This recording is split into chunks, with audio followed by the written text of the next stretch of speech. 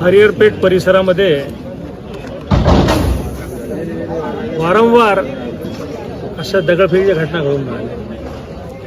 मोठ्या प्रमाणात तिसऱ्यांदा ही घटना घडलेली आहे. मेंदी या भागात राहणाऱ्या सकल हिंदू समाजाला मी आवाहन केलं आता की शांतता राखा आणि कुठेही कायदा लॉ अँड ऑर्डर खराब झाले नाही पाहिजे. मी मुस्लिम समाजालाही आवाहन करतो की तुम्ही शांतता राखा. आणि पोलीस यंत्रणेला माझं फक्त एवढंच म्हणणं आहे की त्या मानानं पोलीस यंत्रणा फार सतर्क राहिली, वेळेवर पोलीस पोहोचले, जीवितहानी झाली नाही. आमचा नगरसेवक अमोल गोगे याला 12 टाके पडले, त्याला गोटा लागला. आता माझी पोलीस विभागाला विशेषतः पोलीस अधीक्षकांना विनंती आहे की काही अवैध धंदे करणारे जे असामाजिक लोक आहेत यांचा पायबंद आपण जर घातला तर हे पुढच्या अनर्थ टळतील.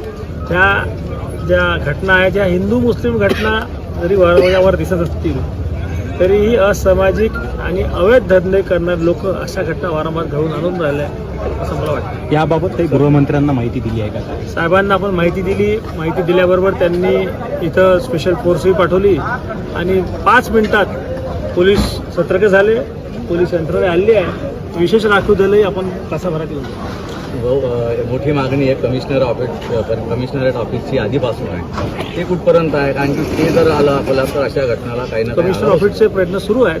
पण तुम्हाला सांगू का, हे जे हा जो क्राईमचा विषय असते याचा आणि कमिशनर ऑफिसचा काही संबंध. कमिशनरेट ऑफिस हे ॲडमिनिस्ट्रेटिव्ह कामकाज अधिक गतिमान व्हावं म्हणून असतं. परंतु हा जो कायदा आणि सुव्यवस्था राखण्याचा विषय हा संबंधित पोलीस स्टेशन, SDPO आणि पोलीस अधीक्षक यांच्या अखत्यारीखालचा विषय आहे.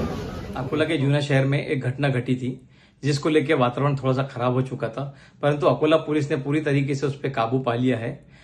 मैं हाजी मुदाम भाई, सलीम भाई और जावेद खान हम खुद स्पॉट पे जाके आए. अकोला के पुलिस अधीक्षक साहब से, अकोला के SDPO साहब से हमने मुलाकात की और पूरी जगह का जायजा लिया. अभी वातावरण एकदम शांत है और सभी से गुजारिश है कि अफवाहों पे ध्यान ना दें.